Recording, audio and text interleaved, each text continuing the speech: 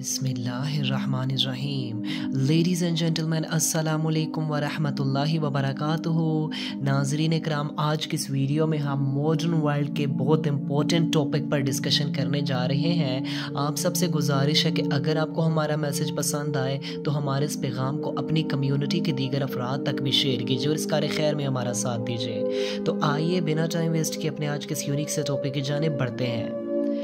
Ladies and gentlemen, as we all know that कि आज हम साइंस के दौर में जी रहे हैं, जिधर बहुत सी इन्वेंशंस हो रही हैं, बहुत सी नई चीज़ें मार्ज़े वजूद में आ रही हैं और ये एक तरक्की का दौर है। आप देखें, इस वक्त अगर आप तरक्की याफ्ता डेवलप्ड नेशंस की तरफ देखते हैं, स्पेशली अगर आप अमेरिका की स्टडी करें या आप वेस्टर्न नेशंस की स्टडी करें, दे आर वेल डेवलप्ड। आपको मालूम है कि ज़ाहिरी तौर पर तो वो बड़ी तरक्की कर रहे हैं, उधर इन्वेंशंस हो रही हैं, उधर आप देखते हैं तो आलीशान इमारतें और आलीशान टावर्स और नए नए ब्रिजेस और जदीद किस्म की टेक्नोलॉजीज़ की भरमार। और इसके अलावा अगर आप गल्फ़ स्टेट्स में भी देखते हैं, जिसमें अरब नेशंस में आप देखें, जिसमें सऊदी अरेबिया है, दुबई है, ओमान है, आपको मालूम है कि इनमें भी एक टसल, एक कॉम्पिटिट का दौर शुरू हो चुका है कि अब एक ने बड़ी इमारत बनानी है तो दूसरे ने भी बड़ी इमारत बनानी है। और इसके अलावा अगर आप मुस्लिम वर्ल्ड में स्पेशली अक्सरियत को देख लें, जो मेजॉरिटीज़ में है, वो तो अंडर डेवलप्ड नेशंस हैं, वो तो तरक्की पज़ीर ममालिक हैं। आपको मालूम है कि उनमें से अक्सर तो ऐसे होंगे जो फाइनेंशियल तौर पर बिल्कुल स्टेबल नहीं है और अक्सर होंगे जो फाइनेंशियल तौर पर अप एंड डाउन में लगे रहते हैं।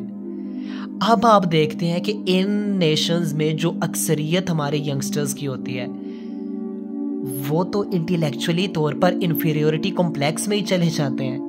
वो जब वेस्ट की तरफ देखते हैं, वो अमेरिका की तरफ देखते हैं सब कुछ तो उनके पास है,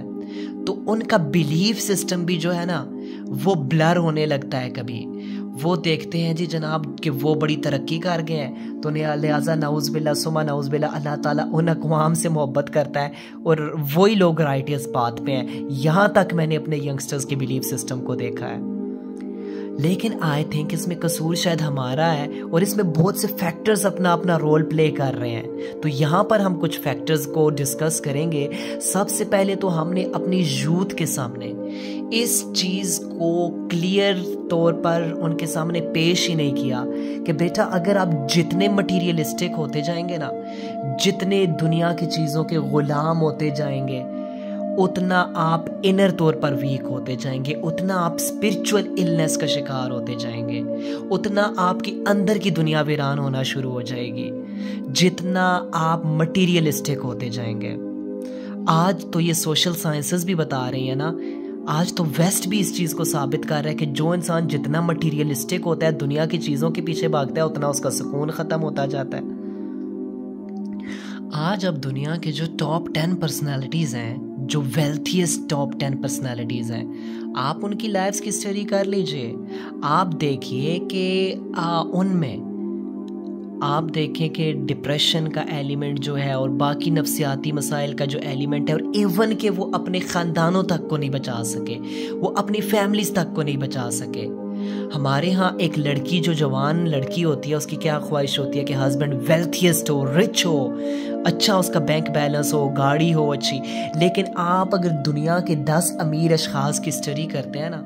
उनमें से आई थिंक 8 तो ऐसे हैं कि जो डाइवोर्स्ड हैं,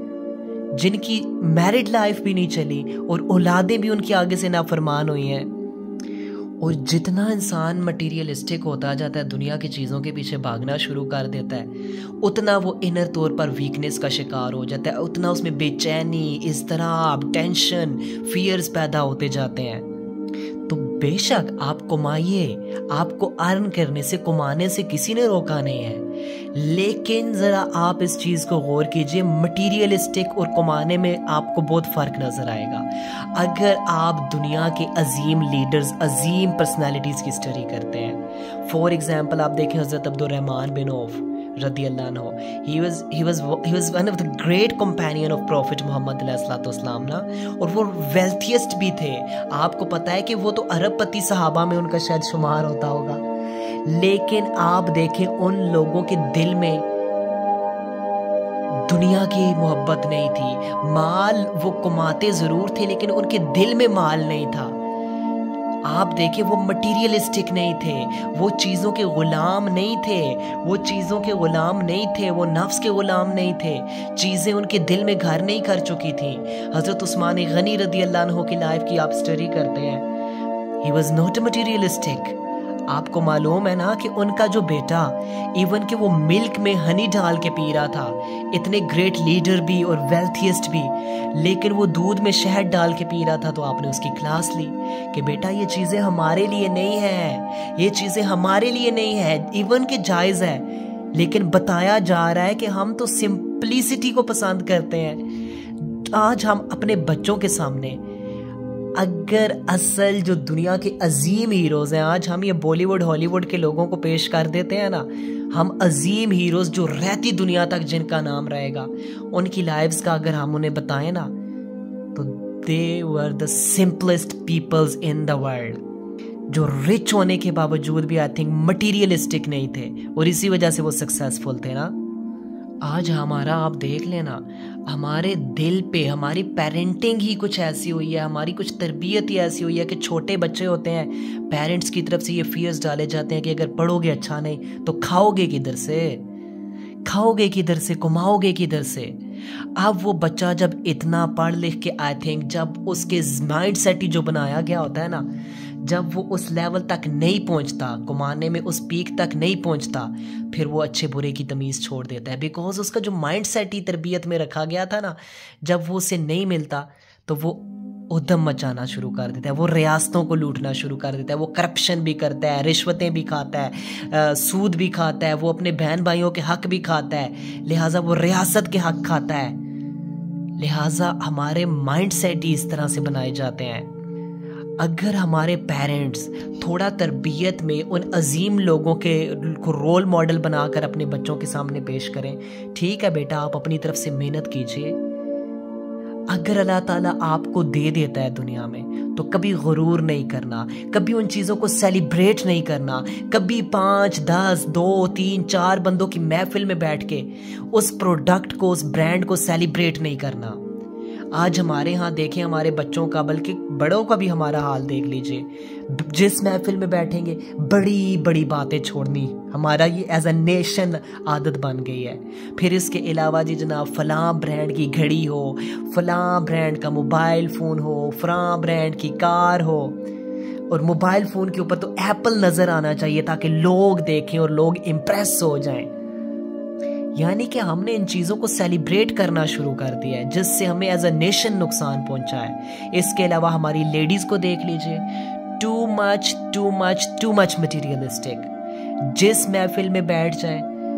इवन कि अपने हस्बैंड के साथ भी बैठ जाए, तो फलां मोहल्ले की औरत को उसके मियाँ ने, आपको पता है, फलां ब्रांड के सूट लेके दिया है, उसके मियाँ ने तो उसे LCD नहीं लेके दिया, उसके मियाँ ने उसे वेल फर्निश्ड घर नया करा के दिया है, अभी दोबारा रेनोवेट किया है उन्होंने घर को। हालांकि आपका अपना हस्बैंड इतनी मेहनत से अगर कमा रहा है, जिम्मेदार है, रिस्पॉन्सिबल है, तो आप ये चीजें कहकर उसे मजीद पैनिक्ड कर रहे हैं just because of our materialistic mindset. और फिर इसी मटीरियलिज्म ने आज हमारा जीना दोबर कर दिया है। हम में से हर कोई, दुनिया की जो 1% एलीट क्लास है ना, 1 से 1.5%, हम में से हर एक के दिल पर डॉलर का निशान लग चुका है, और हम पूरी जिंदगी उन 1% लोगों जैसा बनने के लिए गुजार देते हैं। लाइनों में ठोकरें खाते फिरेंगे, धूप गर्मी में हम सिर्फ उन 1% लोगों जैसा बनना चाहते हैं जिनके पास दुनिया का इस वक्त बड़ी अमाउंट में सरमाया उनके पास जमा है, लेकिन हम फिर भी उन जैसा बन नहीं सकते, और हम इसी टेंशन और डिप्रेशन में ज़िंदगी गुजारते हैं। तो आइए आज अज़म कीजिए कि हम अपनी लाइफ्स को सिंपल बनाने की कोशिश करेंगे। अगरचे अल्लाह ताला ने हमें दे रखा है, अगर हम अच्छा खाते हैं, अच्छा पीते हैं, अच्छा पहनते हैं, लेकिन उस चीज़ों को सेलिब्रेट नहीं करेंगे दूसरों के सामने, हम अपनी महफिलों में अजीम लोगों की लाइफ के हवाले से डिस्कशन करेंगे, हम अजीम लीडर्स की लाइफ की स्टडी करेंगे, हम हज़रत अबू बकर, हज़रत उमर, हज़रत उस्मान, हज़रत अली के तज़किरे करेंगे, हम अजीम पर्सनालिटीज़ के तज़किरे करेंगे, या इवन कि आज की दुनिया में भी जो अमीर अमीर लोग भी हैं जो उनमें से सिंप्लिसिटी को पसंद करते हैं, हम उनके बारे में अपने बच्चों को बताएंगे, ना कि हम अपने बच्चों को ब्रांड कॉन्शियस और मटीरियलिस्टिक बनाएंगे,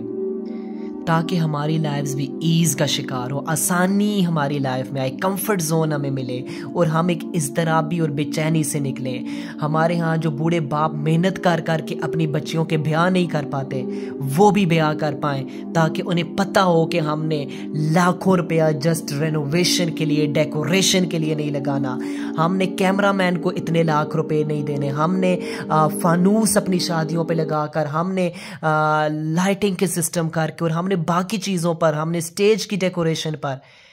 हमने जो लाखों लाखों रुपया खर्च कर देना, अगर उसको थोड़ा थोड़ा कम करके हमारी शादियां आसान हो जाएं, हमारी हर चीज़ आसान हो जाए, हमारी लाइफ स्टाइल्स आसान हो जाएं, जितना हम सिंपल हों।